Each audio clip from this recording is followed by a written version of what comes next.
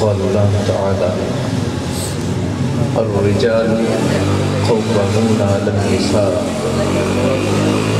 او کما قال اللہ تعالی ہن لباس لکم وانتم لباس لہن او کما قال اللہ تعالی ادخلوا فی السلم کافہ صدق اللہ العظیم ان اللہ وملائکتہ یصلون علی النبی یا ایہا الذین آمنوا صلوا علیہ وسلموا تسلیما۔ حضور کی بارگاہ میں ہدیہ درود و سلام پیش کیجیے۔ الصلاۃ والسلام علیک یا رسول اللہ، الصلاۃ والسلام علیک یا حبیب اللہ، الصلاۃ والسلام علیک یا شفیع المذنبین، الصلاۃ والسلام علیک یا رحمۃ للعالمین۔ معزز و مقتدر سادات کرام، حفاظ کرام، علماء کرام، نعت خوانان و معزز و مکرم سامعین کرام، السلام علیکم ورحمۃ اللہ وبرکاتہ۔ دعا فرمائیں کہ اللہ تعالیٰ اس تقریب عروسی کو تمام خاندان کے لیے مبارک فرمائے، اور میں بالخصوص مبارک پیش کرتا ہوں رانا اللہ دیتا صاحب کو، ان کے پسران کو، اور بالخصوص دولہ راجہ محمد شاہ صاحب کو، کہ اللہ تعالیٰ اس شادی کو ان دونوں خاندانوں کے لیے مبارک فرما دے اور آئندہ زندگی اپنے کرم اور فضل سے آسان فرما دے۔ اور مجھے خوشی بھی ہو رہی ہے کہ یہ جو نئی زندگی کا آغاز ہے وہ اللہ اور اس کے رسول کے نام سے ہو رہا ہے، اور اس ٹرینڈ کو چینج کرنے کی ضرورت بھی ہے۔ کل رات بھی میری تقریر تھی تو وہ بھی میں نے مہندی کینسل کروا کے، انہوں نے مجھے کہا جی آپ نے مہندی پہ آنا، میں نے کہا مہندی تو میں آتا ہی نہیں۔ انہوں نے کہا جی پھر آپ کس چیز پہ آتے ہو؟ میں نے کہا جو میرا کام ہے۔ تو میں نے کہا جی اس کا خرچہ وہی ہے، آپ حضور کا ذکر رکھ لیں اس میں۔ تو انہوں نے پھر نبی مکرم صلی اللہ علیہ وسلم کو میلاد بھی تھا وہ کر دیا۔ میں کئی یونیورسٹی پروفیسرز کے جو مہندیاں ہیں ان میں بھی جا کے میلاد کی ہی تقریر کر کے ہوں، ولیموں میں بھی تقریر کر کے ہوں، اور یہ آپ کو بھی ترغیب ہے کہ ہم اللہ اور اس کے رسول کے نام سے اگر آغاز کریں گے تو یہ زندگی کی نئی منازل ہے، اللہ کی برکتیں اس میں شامل حال ہوں۔ فضولیات سے بچ کر ہم شریعت کے مطابق اپنے اگر شادیوں کو ڈھالیں اور آسان کریں نکاح۔ دو بلکہ تین آیات میں نے تلاوت کرنے کا شرف حاصل کیا، اور ان کے بھی کچھ حصے تھے۔ ایک تو یہ کہ اللہ تعالیٰ نے ارشاد فرمایا ادخلوا فی السلم کافہ، اسلام میں سارے کے سارے داخل ہو جائے۔ چونکہ جب سارے کے سارے داخل ہونا ہے تو اس میں اگر مگر لیکن چنانچہ کی کوئی گنجائش نہیں ہے، پھر توجیحات نہیں ہے۔ پھر اگر داخل ہوئے تو پھر سارے داخل ہو جائیں، پھر آدھا تیتر آدھا بٹیر نہیں چلے گا۔ تو جب ہم نے اپنے آپ کو مسلم کہا تو مسلم کا مطلب ہی وہی ہوتا ہے کہ جو اپنے ہتھیار اللہ کے آگے ڈال دے، سرنڈر کر دے، سر جھکانے والے کو کہتے ہیں، اور اپنے ہتھیار جو اللہ کے آگے ڈال دے تو ظاہر سی بات ہے پھر اللہ کی رحمت، اللہ کا کرم، اللہ کا فضل اس کے شامل حال ہوتا ہے۔ تو ایک تو یہ ہمیں کرنا ہے کہ اپنے زندگی کے تمام معاملات میں دین اسلام سے رہنمائی لینی ہے اور اسلام کے مطابق اپنی زندگی گزارنی۔ دوسرا ایک میں نے آیت کریمہ تلاوت کی ہے، اس کا کچھ حصہ جس میں اللہ تعالیٰ نے ارشاد فرمایا ہے کہ الرجال قوامون علی النساء، کہ اللہ تعالیٰ نے رجال کو، مردوں کو عورتوں پر قوام بنایا ہے۔ ایک تو یہ فزیکل یعنی جسمانی طور پر قوی ہوتے ہیں، اور ایک اپنی ذمہ داریوں کے اعتبار سے قوی ہوتے ہیں۔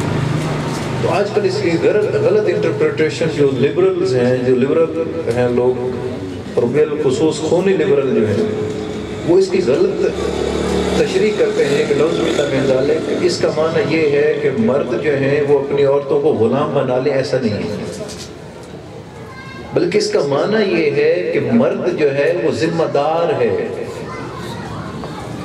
کیونکہ اس میں ذمہ داریاں زیادہ ہوتی ہیں، اور وہ حاکم مقرر کر دیا گیا ہے، وہ سربراہ مقرر کر دیا گیا ہے، وہ نگہبان مقرر کر دیا گیا ہے۔ تو اس لیے کہا گیا کہ الرجال قوامون علی النساء، جو مرد ہیں یہ خواتین کے اوپر قوام ہیں. میں وہ لفظ استعمال کروں جو اللہ اور اس کے رسول نے استعمال کیا تو وہ اس کا معنی وہی ہے جو وہ استعمال کیا.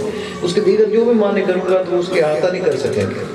تو آسان جو ہے وہ یہی ہے کہ بطور محافظ، بطور اس کے جتنے بھی ضروریات ان کے پورا کرنے والے کے. جیسے ہم ابھی دیکھیں پاکستان ہے، تو پاکستان ہمارا ایک ملک ہے تو اس کو چلانے کے لیے کسی سربراہ کی ضرورت ہے.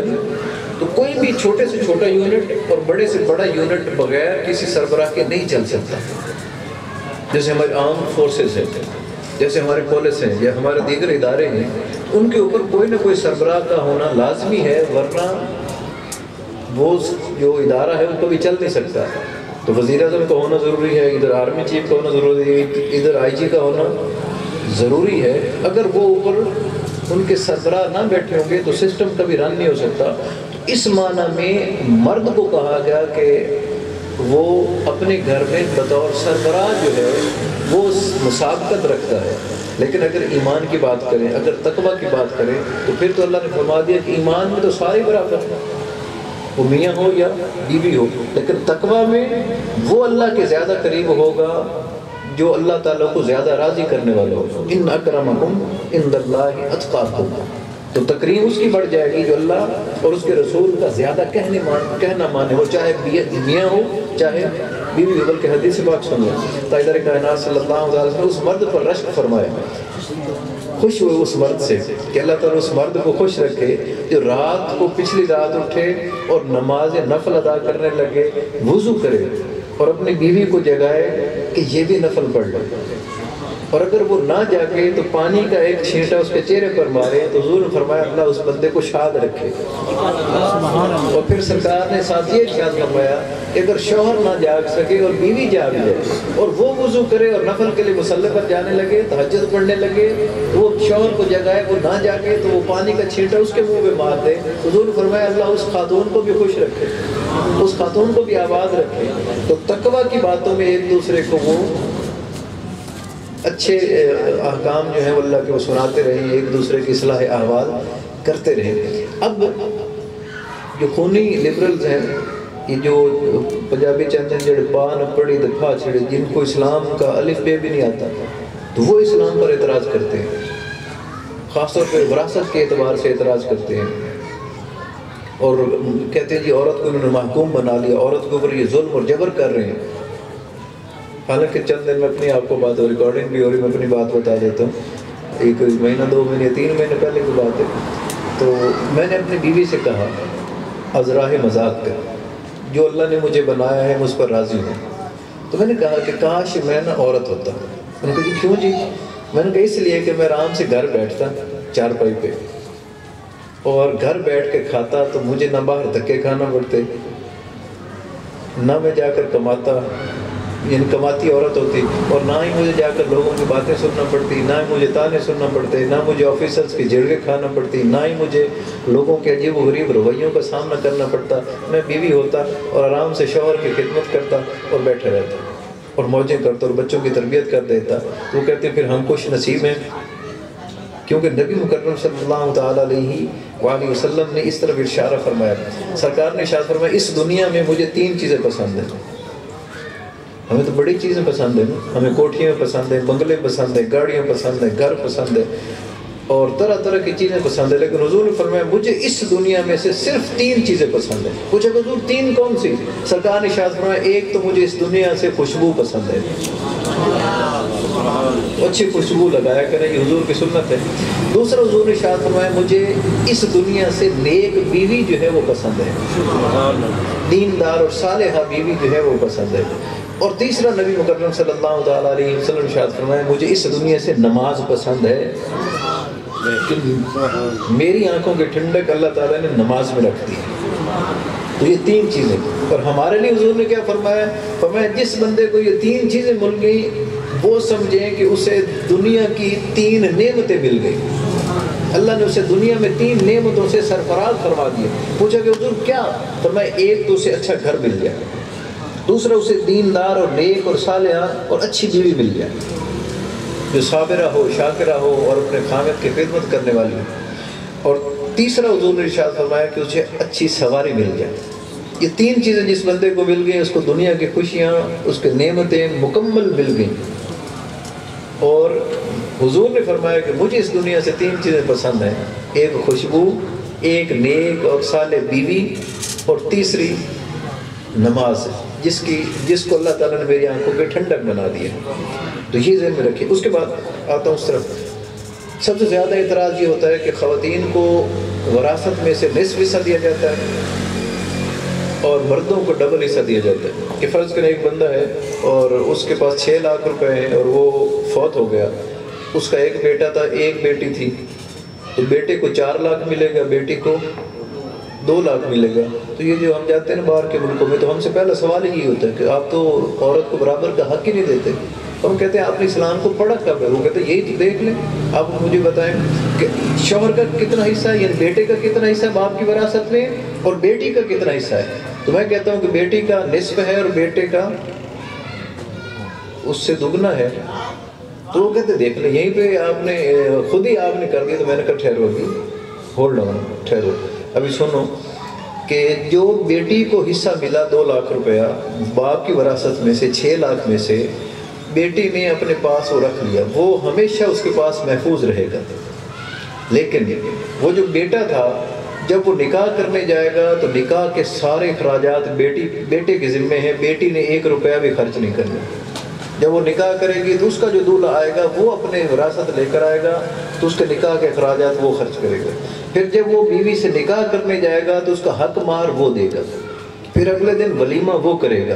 پھر سارے گھر کا نظام وہ چلائے گا. بجلی کا بل وہ پے کرے گا، کرایہ وہ پے کرے گا، گیس کا بل وہ پے کرے گا، بچوں کی تعلیم کا خرچ وہ اٹھائے گا، بیوی کے کپڑوں کا خرچ وہ اٹھائے گا، اس کے جوتوں کا خرچ وہ اٹھائے گا. اس کی جتنی بھی ضروریات ہیں وہ اللہ تعالیٰ نے اس مرد کے ذمہ لگا دی. میں نے اس کو 2 حصہ دے کے تو اس سے 6 حصے تو لے لیے جاتے ہیں. لیکن وہ جو اپنا 1 حصہ لے کے بیٹھی ہے، یعنی اس سے وہ نصف لے کر بیٹھی اور اس نے اپنے ڈسکریشن پہ رکھا، وہ چاہے تو مرد کو دے، نہ چاہے تو نہ دے، اپنے ڈسپوزل پہ اس پہ وہ خرچ کرے تو اس کی مرضی، نہ کرے تو نہ کرے. اب اس کو آدھا حصہ تو اپنے والد سے لے کر آئی، ادھر سے اس کا شوہر بھی 2 حصے لے کر آتا ہے، تو وہ بھی اس کا ہو گیا کیونکہ اسی کے اوپر وہ خرچ ہونا ہے. تو اب ذرا گنے تو پھر کتنا ہو گئے، وہ تو سارے کی وارثہ بن گئے. تو ذرا اس طرف بھی دیکھیں. پھر اس کو کئی اور جگہوں سے چینل سے آ رہا ہوتا ہے. پھر شریعت نے اس کو پابند نہیں کیا کہ وہ کما کر لے اور کھلائے. اب آپ بتا دیں کہ آپ میں سے کتنے لوگ ایسے ہیں جو اپنی بیوی کو جا کر کہتے ہیں کہ جاؤ خود کما کر لے آؤ. اور مغرب والوں نے جو کیا کیا، انہوں نے کیا کہ ہم اسلام کے الٹ کرتے ہیں، الیاذ باللہ اسلام کے اصولوں کے خلاف کرتے ہیں. انہوں نے کیا کیا کہ ہم بیوی کو بھی اتنے وراثت دیتے ہیں جتنی بیٹے کو دیتے ہیں، بیٹی کو بھی اتنی، بیٹی کو نصف کر دیتے ہیں. اب جب نصف کر دیا تو ہم نے ان آنکھوں سے دیکھا ہے کہ وہاں میاں بیوی آتے ہیں ہوٹل میں، ریسٹوران میں، تو بیوی اپنی چائے پیتی ہے، شوہر اپنی چائے پیتا ہے. اور بعض اوقات بیوی کے پاس پیسے نہ ہو تو شوہر پی کے چلا جاتا ہے. اور ہم مرد جا کر مردوں کے ساتھ بیٹھے، انگریزوں کے ساتھ بیٹھے کبھی چائے پینے کے لیے، تو ہم ان کے پیسے دے دینا. تو کہتے ہیں what is this؟ یہ آپ نے کیا کیا ہے؟ تو ہم کہتے ہیں یہ ہمارا کلچر ہے، اسلام کا کلچر ہے کہ ہم کسی کو کھانا کھلائیں تو ہمیں ثواب ہوتا ہے. تو کہتے ہیں تمہارا یہ کلچر ہے. تو پھر وہ اسلام کی طرف راغب ہونا شروع ہو جاتے ہیں. کہتے اسلام اگر اتنا یعنی اخوت کا دین ہے، بھائی چارے کا دین ہے، تو پھر ہمیں پڑھاؤ اسلام کیا کہتا ہے، ہمیں سمجھاؤ اسلام کیا کہتا ہے. وہ کسی نے تان کر دیا نا، یہ بھی جو خاکوں کا ہوا ہے سلسلہ، تو کسی نے تان کر دیا کہ جو مسلمان ہیں یہ تو عورتوں پر بڑا ظلم کرتے ہیں. تو آگے سے کوئی آپ جیسا سیانا تھا، اس نے، یہ فرانس کی بات ہے، یہ بھی 4-5-6 مہینے پہلے کی بات ہے، تو ایک بوڑھی نے آفس میں ایک نوجوان کو کہہ دیا کہ تمہارے ہاں تو عورتوں کے اوپر ظلم ہوتا ہے. اس نے کہا تمہیں کس نے کہا؟ اس نے بھی یہ ہمارے سارے انگریز لوگ کہتے ہیں کہ عورتوں کے اوپر ظلم ہوتا ہے. اس نے کہا ہمارے ہاں تو ظلم نہیں ہوتا، آپ نے اسلام پڑھا ہے؟ انہوں نے کہا نہیں. انہوں نے کہا اب کبھی اسلامی کلچر میں رہی ہیں؟ انہوں نے کہا نہیں. کبھی اسلامی آئلی زندگی کو دیکھا؟ کہا نہیں. کبھی انسان اسلامی خاندان میں ٹھہری ہیں 2 دن؟ کہا نہیں. تو کہا پھر آپ کیسے کہتے ہیں کہ یہ اسلام میں عورت پر ظلم ہوتا ہے؟ تو اس نے مجھے سمجھاؤ. اس نے کہا ہمارے ہاں تو یہ ہے کہ بیٹی پیدا ہوتی ہے تو باپ خوشی میں عقیقہ کرتا ہے، ایک بکرا یا بکری ذبح کرتا ہے، اللہ کا شکر ادا کرتا ہے، اسے بطور رحمت وصول کرتا ہے. اور پھر سارا محلہ اس کو مبارک دینے آتا ہے کہ مبارک ہو تجھے اللہ نے شہزادی عطا فرمائی. کیوں کہ نبی مکرم صلی اللہ تعالیٰ علیہ وسلم نے شاہ فرمایا جسے اللہ نے ایک بیٹی دی، اس نے اس کی تربیت کی، اس کو پالا پوسا بڑا کیا، اس کی شادی کی، اس کے دکھ سہے تو اللہ تعالیٰ اسے جنت عطا فرمائے.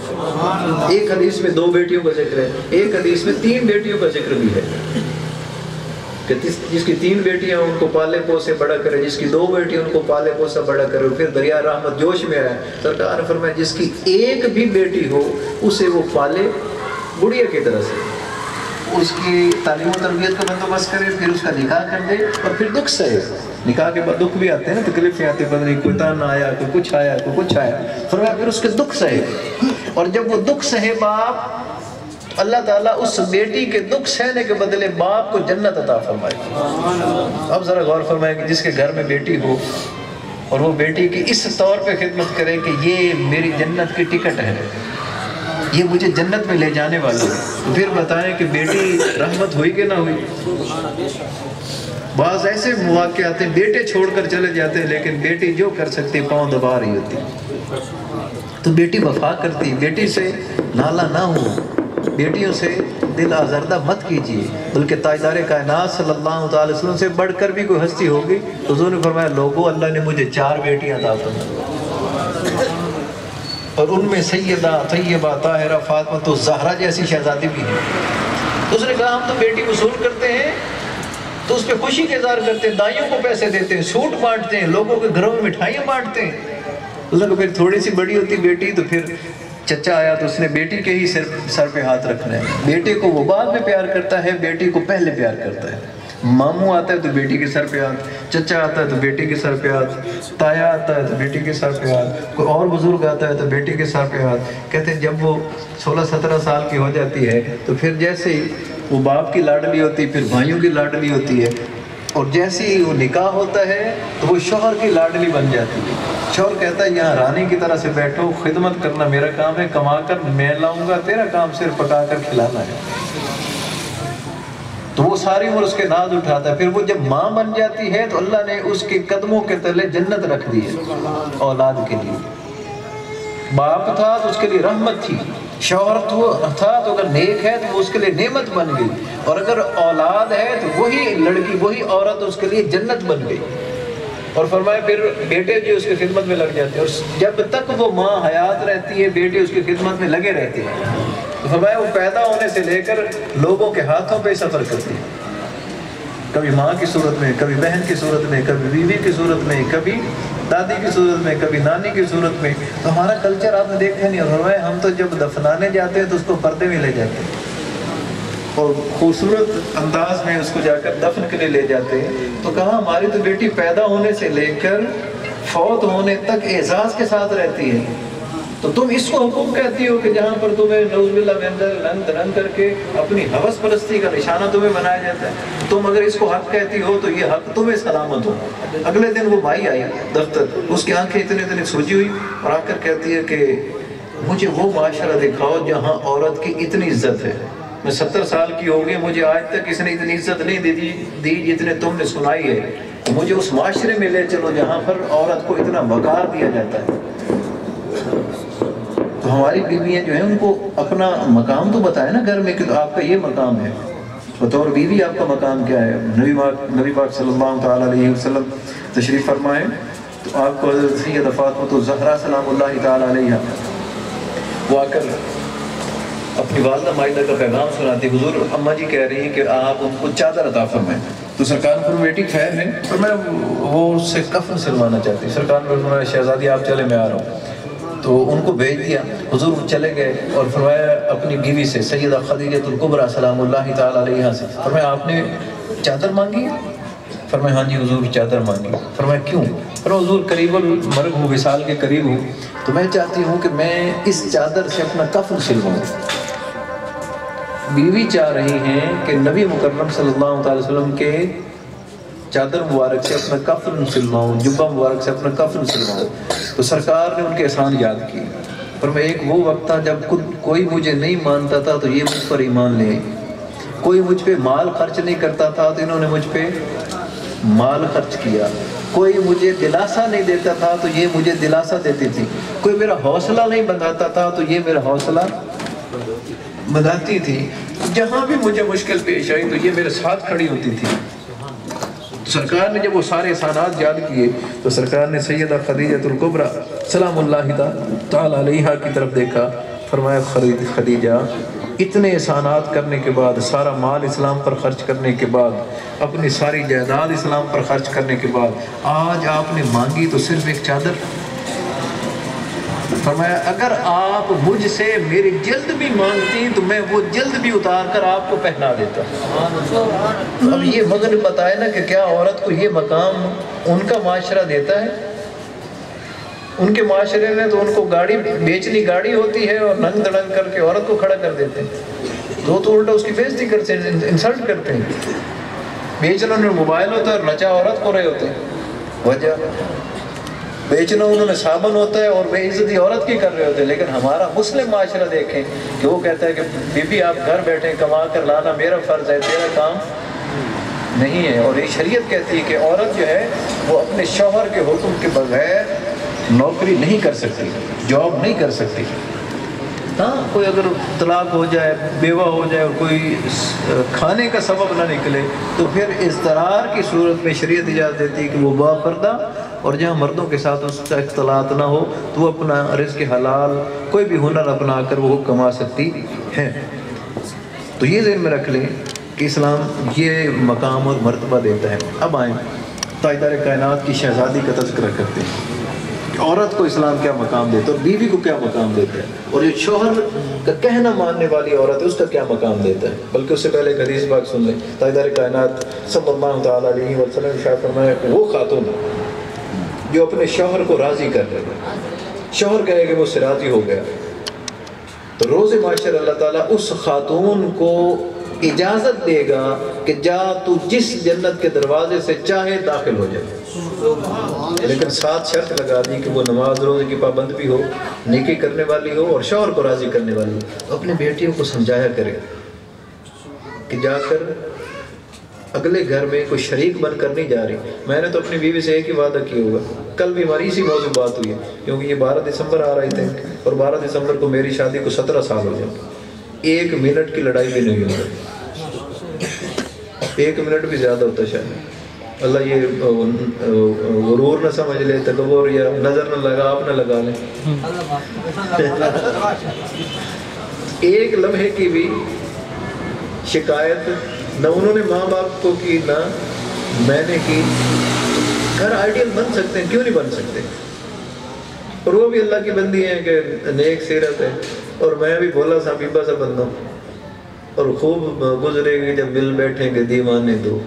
وہ کل بھی میں نے ادھر نا کوٹ سادات میں بابا جی کے مرید تھے، تو بابا جی کی نا زوجہ وصال فرما گئی، اور بابا جی اکیلے بیٹھے، بابا جی منظور شاہ صاحب صاحب بھائی اکیلے بیٹھے ہو تو خود کلامی کر رہے ہو، کسی نے سن لیا کسی نے، تو اب بیوی سے اتنی محبت تھی، اتنی محبت تھی حضور کی سنت کے طور پر، اتنی محبت تھی کہ بیٹھے بیٹھے نا فوت ہو گئی نا، تو سامنے وہ میت پڑی تھی، کہتے جل لیجیے میری تو پہلے فوت ہو گئی، حالانکہ فوت تو ہونا ہی تھا نا، تو کہتے جل لیجیے میرے تو پہلے ہی فوت ہو گئی، اور 6 مہینے گزر اس کے بعد وہ بھی وصال کرنا ہوا۔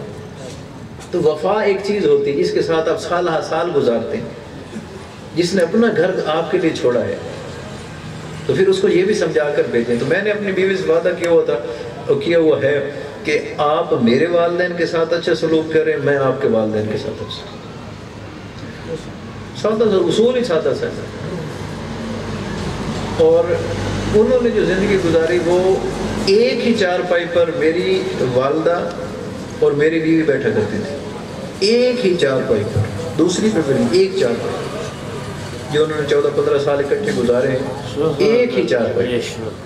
آپ بھی گھروں میں یہ ترغیب دیں کہ گھروں کو اچھا بنائیں، حسین بنائیں۔ تو آئے شہزادی رسول کا تذکرہ کر رہے تھے کہ سرکار نبی مکرم، یہ بڑی مزدار ہے، یاد رکھ لیں گے حدیث پاک اور اپنی بیٹیوں کو سنائیں گے نا، گھر میں جا کر اپنی بیویوں کو بھی سنائیں گے، کیونکہ ہم آپ کو اس لیے سنا رہے ہیں کہ ان کو بھی پتہ چلے۔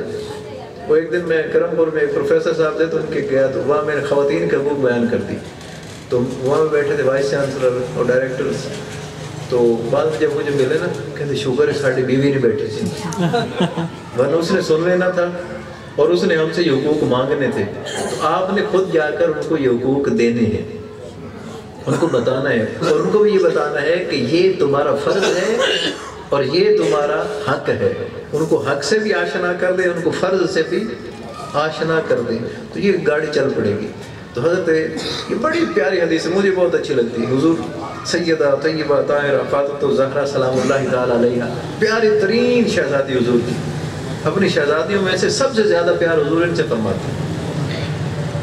تو انہوں نے دل میں یہ خیال کیا کہ میں ہوں شہزادی رسول، تو سب سے پہلے تو جنت میں مجھے جانا چاہیے،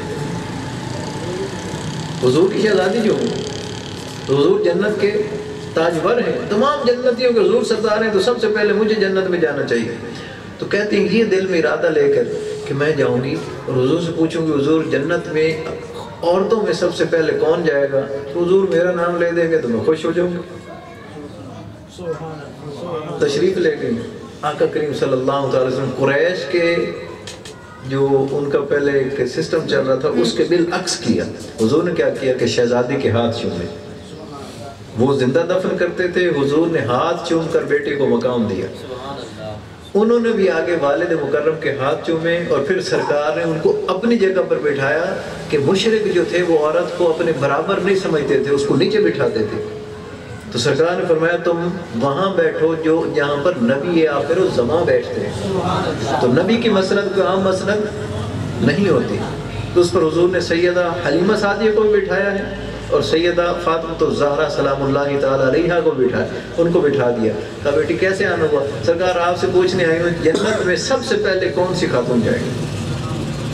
تو سرکار نے توقف نہیں فرمایا، ان کے دل میں یہ تھا کہ حضور میرا نام لے دیں گے میں خوش ہو جاؤں گی، لیکن حضور نے فرمایا کہ بیٹی حضرت سیدنا سعد بن ابی وقاص رضی اللہ تعالی عنہ ان کی بیٹی جائیں گی۔ کہتے ان کے تو پیروں تلے سے زمین نکل گئی، دل میں یہ سوچ کے گئی تھی کہ حضور میرا نام ارشاد فرما دیں گے میں خوش ہو جاؤں گی، شہزادی رسول ہوں، لیکن حضور نے حضرت سیدنا سعد بن ابی وقاص کی بیوی کا نام لے دیا۔ تھوڑی دیر سانسیں بحال کی اور عرض کرتی ہیں ابا جان اگر وہ اتنی نیک خاتون ہیں تو میں ان سے ملنا ہوں، اگر آپ اجازت مرحمت فرمائیں تو ضرور فرمائیں ٹھیک ہے، کسی دن ٹائم نکال کے ملنا ہے۔ وہ اٹھی اور سیدھی حضرت سیدنا سعد بن ابی وقاص کے گھر تشریف لے گئی، دروازہ کھٹکھٹایا تو اندر سے آواز آئی کون؟ تو آگے سے جواب دیا میں فاطمہ بنت رسول صلی اللہ علیہ وسلم، بجائے اس کے کہ وہ اندر سے کنڈی کھولتی وہ رونے لگے۔ تو آپ نے فرمایا شہزادی رسول فرماتی ہیں کہ اللہ کی بندی رو کیوں رہی ہو؟ فرمایا رو اس لیے رہی کہ دنیا کا سب سے بڑا امتحان میرے اوپر آ پڑا ہے۔ فرمایا کیا امتحان پڑا ہے؟ فرمایا میرے شوہر جب گھر سے نکلے تھے، میرے مجازی خدا جب گھر سے نکلے تھے تو مجھے منع کر کے گئے تھے کہ دنیا کی کوئی طاقت آ جائے تو آپ نے دروازہ نہیں کھولنا، کیونکہ یہ شریعت نے کہا ہے، شریعت نے عورت کے ذمہ یہ لگایا ہے، یہ عورت کا فرض ہے اور عورت مرد کا حق ہے کہ عورت مرد کی اجازت کے بغیر گھر سے باہر نہ نکلے، گھر میں رہے تو اس کی حفاظت کرے، مال کی، عزت کی، آبرو کی، اس کے بچوں کی پرورش کرے، اس کی دیگر جتنی ضروریات ان کا خیال رکھے، حتیٰ کہ یہ فرمایا کہ اس کے بستر پر کسی کو بیٹھنے نہ دے۔ ایک تو نا غلط طریقہ وہ یعنی اس کو ناجائز استعمال کرنا، ویسے بھی نہ بیٹھنے دے۔ حضرت ام حبیبہ تھی نا حضرت ابو سفیان کی بیٹی، جب ابو سفیان مسلمان نہیں ہوئے تھے تو جب حضور کا نکاح ان کے ساتھ ہوا، ان کے شوہر جو پہلے تھے وہ مرتد ہو گیا تھا، عیسائی ہو گیا، تو سرکار نے ان کو پیغام نکاح بھیجا، تو انہوں نے پیغام نکاح کی خوشی میں جو دولت تھی ان کو دے دی، اور پھر جب حضور کے نکاح میں آئی نا ابو سفیان آ گیا، اس وقت مسلمان نہیں ہوا تھا ابو سفیان، تو جیسے ہی آیا تو بیٹھنے لگا تو کہا ایک دفعہ کھڑے ہو، ٹھہرے، ایک دفعہ پیچھے ہٹے، چارپائی سے اور بستر سے پیچھے کر دیا اور حضور کا بستر لپیٹ کر کمرے کے اندر رکھیں اور رکھ کر کہا کہ آپ بیٹھیں۔ تو باپ نے کہا کہ کیا میں بادشاہ ہوں تو یہ بستر میرے قابل نہیں ہے یا میں بستر کے قابل نہیں ہوں؟ تو اس نے کہا جی آپ بستر کے قابل نہیں ہیں۔ اس نے کیسے؟ کہا یہ عام بستر نہیں، یہ میرے شوہر نامدار کا بستر ہے، تو اس پر میری غیرت گوارا نہیں کرتی کہ کوئی مشرک بیٹھ جائے، تو مشرک کو میں بیٹھنے نہیں دوں گی۔ تو آج بھی یہ لازم ہے کہ اگر شوہر کہتا ہے کہ میرے گھر میں کوئی نامحرم نہ آئے تو نہیں آنا چاہیے، اگر شوہر کہتا ہے کہ فلاں بندہ یہ خاتون ہمارے گھر نہ آئے تو نہیں آنا چاہیے. کیوں؟ انہوں نے زندگی گزارنی. شوہر جانتا ہے زیادہ اچھا کیا ہے اور زیادہ برا کیا ہے. یہ ہم نے بچوں کو سمجھانا ہے کہ یہ اس سے مسائل جنم لیتے ہیں. تو اگر اللہ تعالیٰ بھی قرآن پاک میں ارشاد فرماتا ہے کہ دو خدا ہوتے تو یہ کائنات میں لڑائی ہو جاتی. یہ تکوینی دلائل ہے. تو حضرت سیدنا سعد بن ابی وقاص کی بیٹی جو تھی وہ بیوی جو تھی وہ رونے لگ گئی. جب رونے لگ گئی تو کہا رو کیوں رہی؟ فرمایا شوہر کہہ گئے تھے کہ دنیا کی کوئی طاقت آ جائے تو میری اجازت کے بغیر دروازہ نہیں کھولنا. تو میں کھول نہیں سکتی، میں مجبور ہوں. لیکن ادھر شہزادی رسول ہیں، اگر دروازہ کھولتی ہوں تو مجازی خدا ناراض ہوتے ہیں، اور اگر نہیں کھولتی تو رسول خدا ناراض ہوتے ہیں کہ میری شہزادی آئی تھی اور دروازہ نہیں کھولا انہوں نے. تو آگے سے جو دروازے پر تشریف لے گئی تھی وہ عام خاتون نہیں تھی، وہ نفیس اور حکمت کی مالکہ تھی. تو سمجھ گئی. فرمایا کوئی مسئلہ نہیں، میں تمہاری مجبوری کو سمجھتی ہوں. I shall give you a room. آپ کل اجازت رہے رکھنا، میں کل آ کر آپ سے مل لوں گی. تو انہوں نے کہا ٹھیک ہے جی کل اجازت لے رکھنا. جب گئی تھیں تو قدم بوجھل بوجھل تھے، جب آئیں تو تیز رفتار اور خوش خوش ہو آ رہی ہیں. جب حضور کے پاس آئیں سرکار نے فرمایا ہو گئی ملاقات میری شہزادی کی سعد بن ابی وقاص کی بیٹی سے؟ فرمایا ہاں حضور ہو گئی ملاقات. فرمایا کیسے رہی ملاقات؟ فرمایا خدا کی قسم حضور وہ ہے ہی اس قابل کہ مجھ سے پہلے جنت میں جائے. فرمایا بیٹی آپ نے کیسے پتہ چلا لیا؟ فرمایا حضور میں نے ایسے پتہ چلایا کہ جو اپنی مجازی خدا کا اتنا کہنا مانتی ہے کہ شہزادی رسول کے لیے دروازہ نہیں کھولا، تو وہ اپنے حقیقی خدا کا کتنا کہنا مانتی ہوگی. وہ نماز کی کتنی پابند ہوگی، وہ روزے کی کتنی پابند ہوگی، اور اس کے رسول کے فرامین کی کتنی پابند ہوگی، وہ احکام شریعت پر کتنی عمل کرتی ہوگی، وہ قرآن کی کتنی پڑھنے والی ہوگی. تو سرکار دو عالم صلی اللہ علیہ وسلم تبسم فرمایا اور سرکار نے فرمایا میری شہزادی نے یہ تو نہیں پوچھا کہ وہ منظر کیسا ہوگا کہ جب وہ خاتون جو ہے وہ آپ سے پہلے جنت میں جا رہی ہوگی. فرمایا ہاں حضور یہ تو نہیں پوچھا. اور میں شہزادی آپ بھی بولی ہیں جب روز معاشر میری شہزادی کی سواری ادھر سے چلے گی نا میدان معاشر میں سے، تو اللہ کی طرف سے منادی ہوگی کہ لوگوں اپنی نظریں نیچی کر لو، شہزادی رسول جنت کی طرف محو خرام ہے، ان کی سواری جا رہی ہے. فرمایا جس سواری پر میری شہزادی سوار ہو کر جنت میں داخل ہو رہی ہوں گی تو اس سواری کی مہار اس خاتون کے ہاتھ میں ہوگی. یہ سعد بن ابی وقاص کی جو بیوی ہیں وہ آپ کی سواری کی مہار پکڑیں گی، تو جن کی مہار پکڑنے والی اتنی نیک ہوں تو سواری پر بیٹھنے والی کتنی نیک ہوتی ہیں، ان کا اعزاز اور مقام اور مرتبہ کیا ہوگا. تو یہ ان کو مقام کیسے ملا؟ حالانکہ اور بھی کوئی خادمائیں ہو سکتی تھی، لیکن اس لیے ملا کہ شوہر کی وہ تابع دار تھی. پر آپ شوہر کی تابع دار ہیں تو آپ کو پھر شہزادی رسول کی خادمہ بنا دیتے. تو شہزادی رسول کی خادمہ بننا کوئی عام بات ہے؟ پھر نبی مکرم صلی اللہ، اب بیٹیوں کو یہ بھی سمجھائیں، یہ بڑی دردناک حدیث پاک ہے خواتین کے لیے. سرکار نے ارشاد فرمایا جو خاتون یعنی بیوی اپنے شوہر کی اجازت کے بغیر گھر سے باہر نکلتی ہے تو آسمان کے سارے فرشتے اس پر لعنت کرتے ہیں. دوسرا حضور نے ارشاد فرمایا وہ تو سارے آسمان کے فرشتے لعنت کرتے ہی کرتے ہیں، جن اور انسانوں کے علاوہ جتنی مخلوق ہے وہ ساری اس پر اس وقت تک لعنت کرتی رہتی ہیں جب تک کہ وہ گھر نہیں آ جاتی. تو اب پوچھیں اپنی خاتون سے اور بیوی سے کہ میری اجازت کے بغیر آپ گھر سے باہر جاتی تو آپ کو یہ منظور ہے؟ میں نہیں کہہ رہا، یہ اللہ اور اس کے رسول فرماتا ہے. حضرت امام احمد رضا خان بریلوی علیہ رحمۃ سے کسی نے پوچھا سائیں میرے دسو کہ عورت قبرستان جاوے تو ان کتنا ثواب ڈی سی؟ انہوں نے کہا یہ مجھ سے پوچھو اس کو ان ثواب کتنا ڈی سی، میں دوئے پوچھو گے لان تک کتنے پہنچے. یہ فتاوی رضویہ اٹھائے میں، وہ تو یہ کہتے ہیں. تو ہماری خواتین کیسے نکل جاتی باہر، ہماری خواتین کیسے باہر چلی جاتی ہیں؟ میں مرد ہوں نا، ٹھیک ہے، تو یہاں میرے یہ قوت ہے اور رجال قوامون علی النساء ہے نا، تو میں گوارا کر سکتا ہوں کہ میری بیوی، میری بہن، میری ماں، میری بھابھی، میری عزیزہ وہ رات کو اندھیرے میں صبح فرض کرے 6 بجے ٹرالی میں بیٹھ کر کسی نامحرم کے ساتھ جا رہی ہے، روئی چننے کے لیے، اور رات کو عشاء کے بعد گھر آ رہی ہو اور مجھ سے وہی فتویٰ پوچھنے سائیں کل عمرے تے بھاگ جاوے کہ نہ بھاگ جاوے، تو میں ان کو اکثر پھر ٹرالی والے دے مجھے مسئلہ پوچھا ہے میں تو اس مرد کو مر جانا چاہیے کہ تم کس مرد کی دوا ہو، تم بھائی کی اس وقت غیرت کدھر جاتی ہے، شوہر کی غیرت کدھر جاتی ہے، باپ کی غیرت کدھر جاتی ہے؟ وہ گھر سوٹے لگا کے سو رہا ہے اور وہ بیچارے مشقت اٹھا رہی، جبکہ اس کے ذمہ کام نہیں تھا. اس کے ذمہ کیا تھا کہ وہ اولاد کی تربیت کرے، اس کو پڑھائے لکھائے اور اتنی اچھی تربیت کرے، اتنی اچھی تربیت کرے کہ آج پھر بابا فرید پیدا ہونا شروع ہو. وہ قرآن پڑھتی تھی نا. تو جب سے عورتوں نے وہ اپنا فرض چھوڑا ہے اور فضول کاموں میں جا کے لگ گئی ہیں تو پھر اس کے نتائج پروڈکٹ جو ہے ہم جیسے آنا شروع ہو گئے. غیر تربیت جانا، جن کو بیٹھنے کا سلیقہ نہیں، جن کو بات کرنے کا سلیقہ نہیں، جن کو چلنے کا سلیقہ نہیں، جن کو کھانے کا سلیقہ نہیں، کیونکہ جن کی نرشمنٹ اور جن کی جو کیا کہتے ہیں وہ تعلیم و تربیت جو ہے، تعلیم و تعلم جو ہے وہ اور کر رہا ہو، جس کو خود ہی نہیں پتہ کہ کیا ہوتی ہے تعلیم اور کیا ہوتا ہے تعلم، کلچر کیا ہوتا ہے، ثقافت کیا ہوتی ہے. اور دوسرا کہا گیا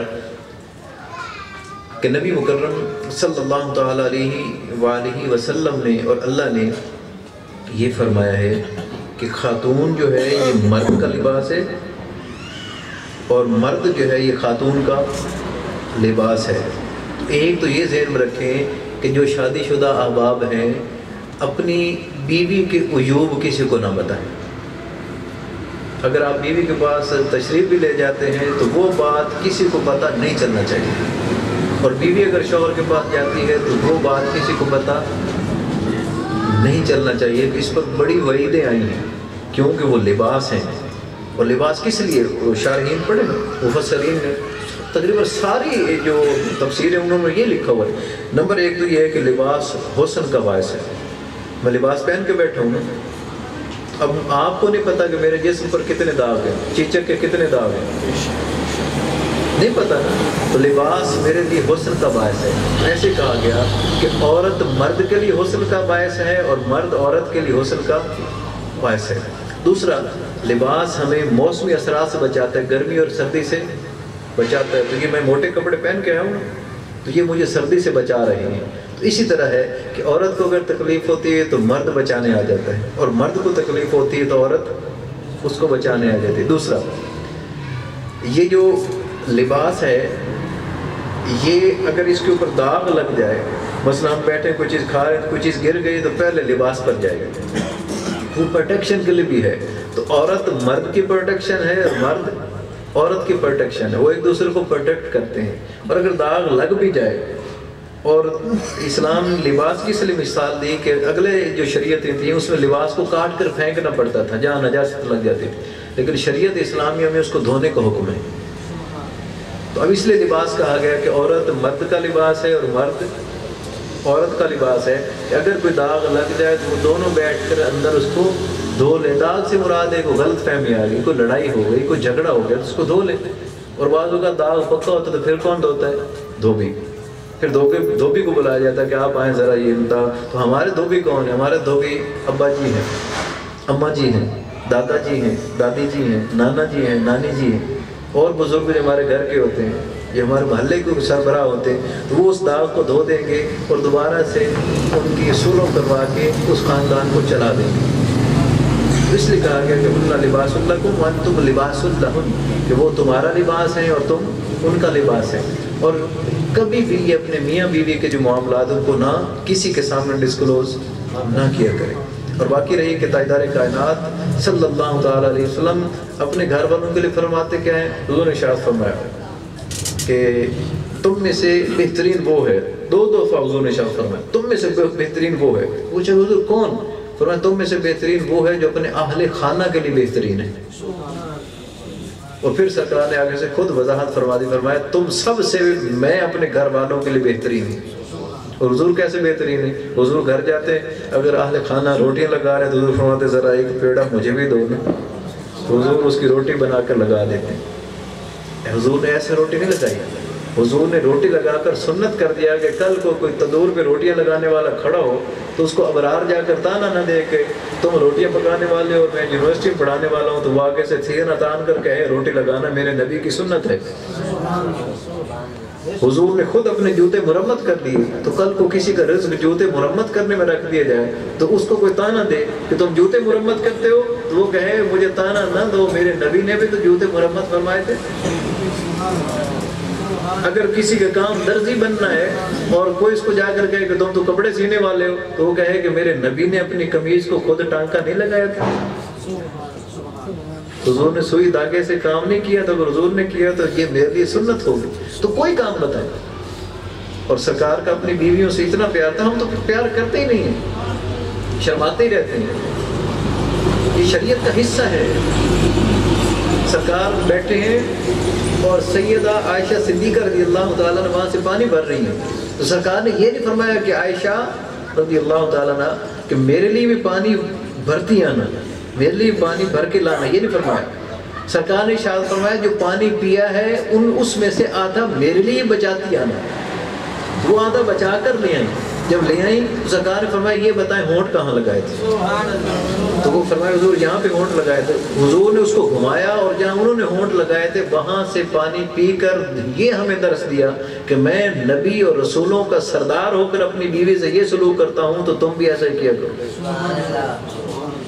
अब गिलास यहाँ पढ़ाओ, मेरा बच्चा वो पढ़ाओ तो मेरी बीवी बिला झिझक पी लेगी, लेकिन उसका बच्चा पढ़ाओ तो मैं नहीं पीऊँगा, मैं मर्द नहीं हूँ ना।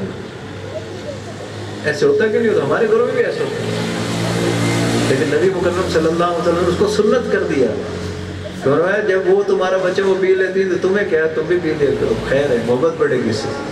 बल्कि एक हदीस पाक में मैंने पढ़ा था कि हुजूर ने बोटियाँ चूस के रखी हज़रत सैयदा आयशा सिद्दीक़ा ने, तो हुजूर ने वो बोटियाँ उठाकर खुद चूसी दोबारा। अच्छा, एक दिन हुजूर ने अपने घर वालों के साथ दौड़ लगाई, फरमाया वो दीवार को जो पहले हाथ लगा के वापस आ जाएगा वो जीत जाएगा। आपने कभी अपनी बेटी के साथ दौड़ लगाई? बेटी के साथ बैठकर कभी खेले? जब नहीं खेलेंगे तो फिर जाहिर सी बात है वो उसका दिमाग परेशान होगा, फिर वो गोलियां खा लेंगे, फिर कहेंगे ये मुझे उसने बताया नहीं। जब उसके साथ खेलेंगे तो मसाइल का पता चलेगा उसको क्या प्रॉब्लम्स हैं, उसके इश्यूज क्या हैं। एक दिन हुजूर सफ़र पर जा रहे हैं, रास्ते में तो सरकार ने हज़रत आयशा सिद्दीक़ा रज़ियल्लाहु ताला अन्हा से फरमाया शहज़ादी है मेरी ज़ौजा, दौड़ लगती है? तो बीवी से भी कोई दौड़ लगाता है?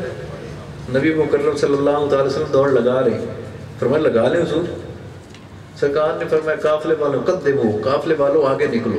वो आगे निकल गए। जब आगे निकल गया सरकार ने फरमाया वो निशान है जिस पर पहले पहुंचेगा वो जीत जाएगा। अब नबी मुकर्रम सल्लल्लाहु अलैहि वसल्लम दौड़ लगाई, उधर सैयदा आयशा सिद्दीक़ा रज़ियल्लाहु ताला दौड़ लगाई। जब दौड़ लगाई तो आयशा सिद्दीक़ा रज़ियल्लाहु ताला पहले पहुंच गई। एक बात ज़हन में रख ले, नबी की दौड़ से कोई जीत नहीं सकता। हदीस पाक है हुजूर एक दिन नमाज में खड़े तो एक कदम उठाया और हाथ ऊपर किया और हाथ यूं किया और फिर खोल दिया और वापस आ गए, पाँव पीछे कर लिया। साहब ने पूछा हुजूर क्या ये नमाज में हमने भी करना है, ये रुकने नमाज है? सरकार ने फरमाया नहीं, मैं तो खड़ा दुनिया में था और नज़र मेरी जन्नत में पड़ गई, तो मैंने एक कदम उठाया तो मेरा एक कदम जन्नत में जा पड़ा, और हाथ ऊपर किया तो जन्नत जितना ऊंचा खोशा था मैं उसको पकड़ लिया। कदम मुबारक का आलम ये था। और कहा हुजूर फिर फरमाया वो अंगूर का खोशा था मैं इसलिए नहीं ले आया कि उसे तुम भी खाते, तुम्हारी औलादें खाती, क़यामत तक आने वाले लोग खाते, तो तुमसे ख़त्म ही नहीं होना था। तो हाथ का आलम ये है, बज़ाहिर उंगलियां 5 नज़र आती हैं, लेकिन उसमें जो लंगर आ जाए वो सारी कायनात के लोग खाएं तो फिर भी ख़त्म नहीं होगा। तो हुजूर के कदम का आलम क्या है कि एक कदम उठाएं ज़मीन ख़त्म, आगे से दूसरे आलम में, आलम भी दूसरा, आगे बरज़ख है और बरज़ख के बाद वो अगला आलम है। तो फरमाया अगले से अगले आलम में मेरा पाँव पहुंच जाता है, तो उनसे भला कोई जीत सकता है? तो कभी कभी ये भी है कि हार कर किसी को खुशी दे दे तो लुत्फ दुबाला हो जाता है। कभी बाला नल खेडे ने क्यों नहीं ये हुन खुल होगा भी तोड़े में दो हाथ करना, मैंने पता पीछे तुम तमाशे लावने तो मैं ना जितना घट तमाशे लाओ तो वो बचत हो जाए। विच बापी बैठा दिल मेरा आंदन कुती आंद्रा बुझी कली غلام مصطفیٰ صاحب دو ترے پوترے نال یہ پوتری دو ترے نال کدے آپ کشتی کیتی پیر سائیں ٹھیک ہے وہ چڑھئی آپ نے ڈیٹ تے بیٹھے ہوندے تو کشتی آپا نو چیلنج کر رہے ہوندے کہ دادا جی ابا جی آ جاؤ آج تانوں اساں چڑھے آپ نے ڈیٹ تے بیٹھے ہوندے تے انہاں دے ہاتھ ایڈے بڑے بڑے ہوندے کہ آپ نے پنجے انگلی چ نہیں ہوندے تے آپا ہی دو ترا ہے انہاں زور لا تے آپ ڈٹھے پے ہوندے تے ڈھائے تے بال خوش ہو جاندے تے آپا نے چلو کسے نو ہار تے خوشی دیتی ہے تے ڈھیر چنگی خوشی دیتے کہ نہیں دیتے خوشی تو کبھی کسی کو ہار کر خوشی دے کر دیکھیں وہ زیادہ خوشی اچھی ہوتی ہے تو نبی مکرم صلی اللہ تعالی علیہ وسلم کی دوڑ کا مقابلہ کوئی نہیں کر سکتا لیکن حضور نے کیا کیا ان کو پہنچنے دیا وہ پہنچی تو سرکار نے جا کر مبارک دی فرمایا عائشہ مبارک ہو تھپکی بھی دی اور فرمایا مبارک ہو آج آپ جیت گئی ہیں اپنی بیوی کو خوش کرنے کے لیے ورنہ نبی سے تیز کوئی دوڑ نہیں سکتا براق پیچھے رہ جاتا ہے رف رف پیچھے رہ جاتا ہے بکہ نور پیچھے رہ جاتا ہے اور قدم مصطفیٰ آگے نکل جاتا ہے وہ ہے سر رفتار مصطفیٰ چند سال گزرے تو حضور پھر اسی جگہ سے گزرے سرکار نے فرمایا عائشہ اب دوڑ لگتی ہے وہ بھی کون سی ہارنے والی تھی نبی کی سوچ تھی فرمایا حضور لگا لے سرکار نے دوڑ لگائی قافلے کو آگے بھیجے دوڑ لگائی اس دفعہ حضور پہلے پہنچے جو سرکار یہ بھی انداز ہے سرکار پہلے پہنچ گئے سرکار پہلے جا کر اس مقام کھڑے ہیں تو بعد میں سیدہ عائشہ صدیقہ رضی اللہ تعالیٰ پہنچی اور سانس پھولی ہوئی پہنچ گئی تو سرکار دو عالم صلی اللہ تعالیٰ وسلم فرمایا عائشہ سناؤ وہ 6 سال پہلے آپ نے مجھے ہرایا تھا تو حساب برابر ہو گیا نا تو کہتے دونوں مسکرانے لگ گئے تو چاہیے کہ زندگی میں مسکراہٹ ہی آئے زندگی میں مسکراہٹیں آئے پیار آئے محبت آئے تو گھر میں جب رہیں تو پیار اور محبت کو فروغ دیں اپنے آگے میں اپنے اوپر خرچ کروں گا یہ میں نے کوٹ پہنا ہے میں نے کپڑے پہنے جرابیں پہنے تو اس کا مجھ سے حساب ہوگا یہ آپ کو بھی سمجھانا بولا کیا ہم جو اپنے اوپر خرچ کریں گے تو اس کا حساب ہوگا اور جو ہم بیوی پہ بچوں پہ والدین پہ اور جو ہمارے فرض میں آتے ہیں کہ جن پر خرچ کرنا فرض ہے ان پر خرچ کریں گے تو ہمیں ثواب ہوگا اس کا حساب ہوگا اس کا تو کھل کر خرچ کریں لیکن وہ حلال ہو اگر حرام خرچ کریں گے تو پھر اس کے نتائج وہ نہیں نکلیں گے وہ ایسے ہی ہے کہ جیسے سامنے پودا کھڑا ہے اس کو تیزاب دینا شروع کر دیں تو کیا ہوگا پودا جل جائے گا تو اولاد کو اگر ہم رشوت سود حرام خوری اور اس طرح کا پیسہ فراڈ کا پیسہ کھلانا شروع کر دیں گے تو کیا ہوگا پھر کہیں گے جی بچہ میری عزت نہیں کرتا تو اس نے کیا کرنا ہے اس سے پھل ہی وہی آئے گا جو آپ نے کھلایا اس کو رزلٹس اور نتائج وہی نکلیں گے جو آپ نے اس کے اوپر انویسٹ کیا تو ہم نے ان کو حلال پر پرورش کرنی ہے اور حلال کھلانا ہے اور حلال پہ ہی کرنا ہے اس کو یعنی تاکہ وہ اس کی نرشمنٹ اس پہ ہو اور وہ ہمارا وفادار بنے اور اسلام کا بھی خادم بنے ایک بات جو میں ہر ولیمے پہ ہر مہندی پہ ضرور کرتا ہوں کہ اسلام میں جائز ناپسندیدہ کام اللہ کے ہاں طلاق ہے آپ سے دست بستہ التماس ہے ایک تو یہ ہے کہ جو شوہر بن چکے ہیں یا فیوچر میں بنے پہلے تو ان کو طلاق کے مسائل جا کر عالم سے سمجھ لینا چاہیے پیر ہوتے ہی اسی لیے ان کے پاس جا کر بیٹھے کہ یہ ہمیں سمجھائیں طلاق مغلظہ کیا ہوتی ہے طلاق حسن کیا ہوتی ہے فلاں طلاق کیا ہوتی ہے اس کی قسمیں کیا ہوتی ہیں کن الفاظ سے طلاق ہوتی